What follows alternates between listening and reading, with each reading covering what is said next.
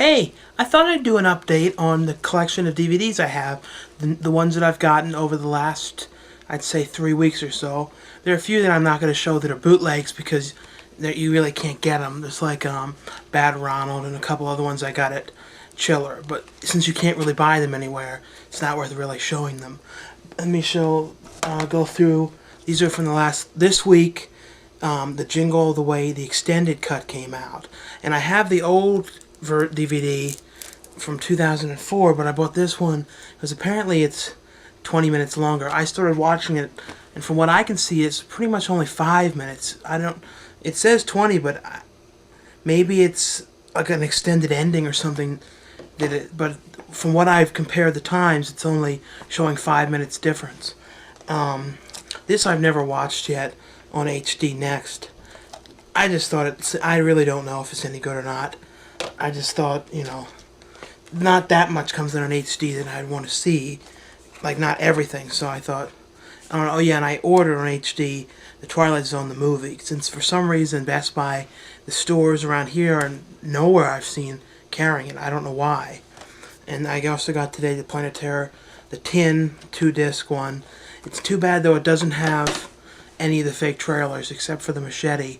So I'm thinking that in about 5-6 months is going to be the Grindhouse probably 4 discs, and it's probably going to be different cuts of them. Apparently, like cuts without the aged effects to them. I'm thinking, and then they're going to probably put those trailers on there, but I don't know. And this came out, which I doubt many people know about. The Secret Words of Alex Mack. The first season came out from Genius Entertainment, RHI Entertainment. It's kind of a weird company. I don't exactly know what this company hasn't done that much. It's funny they put starring Jessica Alba. Featuring, but she was only in it like 2-3 episodes. It's just like if they would put it on Camp Nowhere out again, instead starring when she was only in, 2 scenes in the background. And this just came out on the DVD finally. One of my favorite TV movies, which my parents had taped years ago in the early 80s, and I found a tape of it and watched it years ago and loved it. And I couldn't believe that it's finally out in its crawl space. Not the 80s one. This is from like 1972. And it stars Arthur Kennedy, who's been in a lot of movies. But it's really good. And I believe you can get it on Amazon. I don't think it's going to be in many stores because it's not well known enough. And it's just a TV movie that, you know what I mean? It's not something that a lot of people are going to know to get. And then when everyone might do the HD, a lot of people didn't like it. I actually sort of liked it. I'm not religious or anything, but I don't know if it's for religious people because it's, about the Noah's Ark and all that, but I thought, it was just a nice, decent movie, and Steve Carell was funny.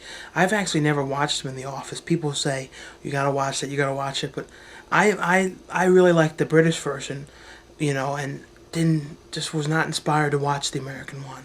Just like if they made extras, in America, I really wouldn't care to watch it. And then this came out this week, Return to House on Haunted Hill, piece of shit. It really wasn't any good. It was $30, it was a piece of shit.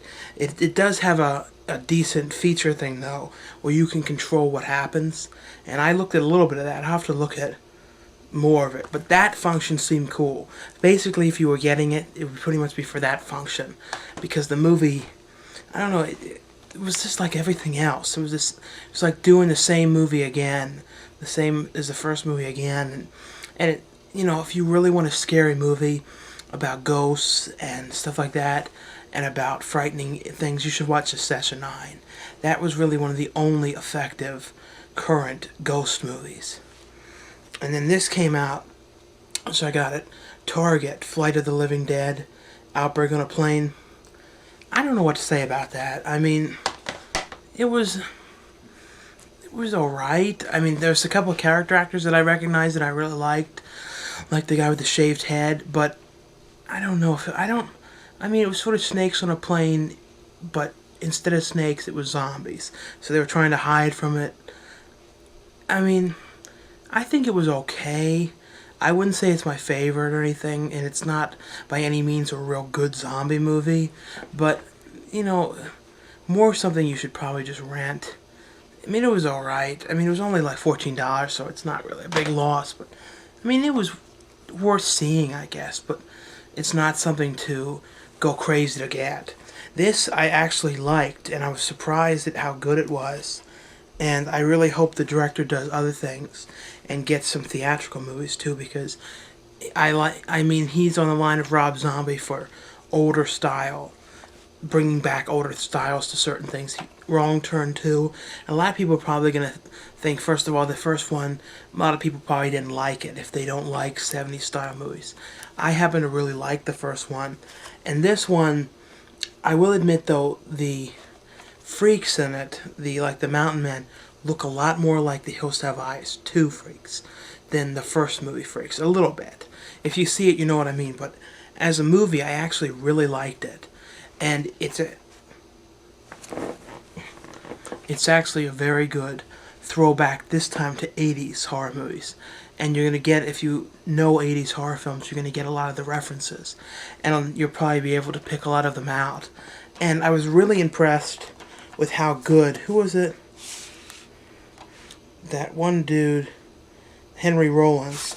I was really impressed with how well he did, because I've only ever known him for like music, and I only really know like one of his songs, that one that I'm a Liar, when he was like the devil.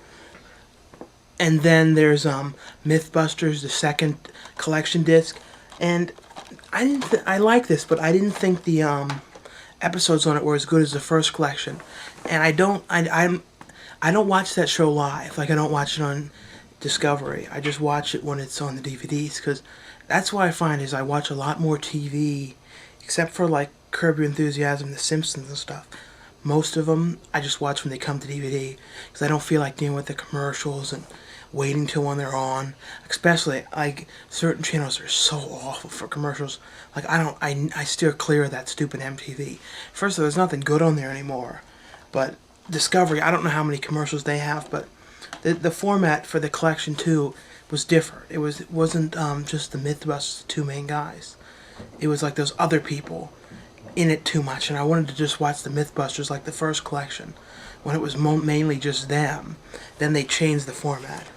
And then a real depressing film, Reign Over Me, which I really liked, and I was really impressed with Adam Sandler in it, and I thought he really did a good job being serious. And he, way better than Spanglish. I didn't like Spanglish, but I thought for an Adam Sandler movie, he's really gotten better at his acting. And then From Beyond, which I hadn't seen until a week ago, which I kept hearing about it and never saw it. It was a Stuart Gordon, the guy who directed Reanimator and a million other things, that I have pretty much everything. But I didn't see this one. And I really like Ken Free in this. I've met Ken Free a million times. I'm a big fan of him. I thought he did a really good job. I was upset that he got killed off when he did. I would like to have seen him in more of it. And then I also got the Knocked Up. I had to buy the regular edition too to get the second disc, since for some reason they only give you the first disc of extras on this. And then I got this, which I've been liking some of these and not liking some of these. The Grindhouse set, like I really liked that Trip with the Teacher movie on here, but the other one wasn't any good. I didn't like it. It's that Zalman King, who's now gone into like producing adult films, like those sort of things you see on Cinemax, Red Shoes Diary and stuff, but he used to act, and I thought he was good, and I don't know why he quit. And then here's this, when I've watched 3 of the 6 movies in the Terror collection. I got this about 4 weeks ago, and the ones that I've watched so far are Deadly Friend, which I really liked. I mean, it's a Wes Craven movie, which I can't believe I didn't see till now. And it's probably up there with number 2 of my favorite movies he did, next to People Under the Stairs. Then would come Last House on the Left. A lot of people love Freddy Krueger. I'm fine with that, and I think it's good for what it is, and it's a good horror movie. But I never got all crazy about it like certain people did. I don't know. I never get really crazy about certain character movies like Jason or all that. I just can't get into that like some people do. I like the more standalone horror movies. I do like the Alien films, though. For some reason, I can get into them because I like movies in a condensed space, like in spaceships. I'm kind of peculiar, but I really like this movie. It's probably on my list of favorites, and it's so peculiar, some of it. You should really check it out. And then this Jennifer Jason Leigh's first ever movie, Eyes of a Stranger, when she played a blind deaf girl who was being stalked by a guy in the apartment across the street. Definitely. This set was only $40-something on Amazon. And if you bought these alone, they'd be $13 to $14.99. So you got a hell of a deal. And then there's, in the other movie in the set that I used to love as a kid, and I watched when I was probably like, I don't know, 8 somehow I saw it. People keep opening up the fucking door. Dr. Giggles. And the ones that I haven't watched yet, and I have to get to them, is Michael Caine in the Hand.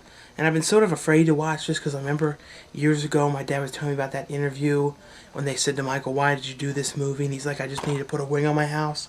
So I'm kind of thinking it might be a piece of shit. I mean, it might be good, I don't know. And then these two I have never heard of. From Beyond the Grave, I know nothing about this. I will be watching it though, but I absolutely know nothing. And same with this. Somebody's Watching Me. I know that song from that guy, and I never remember his name, but I remember he did that thing with Michael Jackson. I don't know this movie. I know nothing about these two. They're just like, I think they're pretty rare movies that have never been out, because I know Deadly Friend has not been out, and this is definitely not something that would have been out. It was really peculiar. Dr. Giggles was out years ago. I remember when DVDs were brand new. And I bought DVDs in 1997 when they first came out. I remember how different the discs were. I remember one of the first ones I bought was Lethal Weapon 4. And I remember I bought that because I was like, wow, this has a lot of special features. And back then, when DVDs were newer, a lot of discs did not have any features at all. And they were pretty much full screen, a lot of them. The widescreen thing didn't come in because widescreen TVs weren't that big yet. And that's one thing about widescreen. A lot of people say, oh, it cuts the bars off. It's really made for people with widescreen TVs.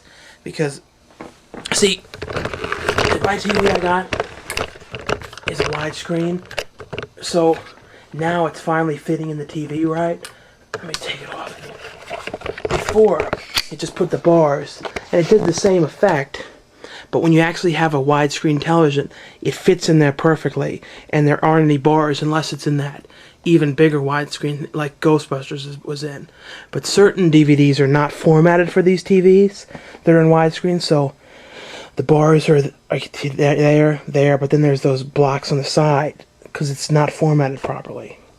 So I gave you a little update, and probably by next month at this time, I'll do another one updating the DVDs. But I was asked by someone on here to talk about what I got new and then give my opinion of them. So that's what I tried to do this time. So check out my channel too for Don Murph videos and other things like that. Okay, bye.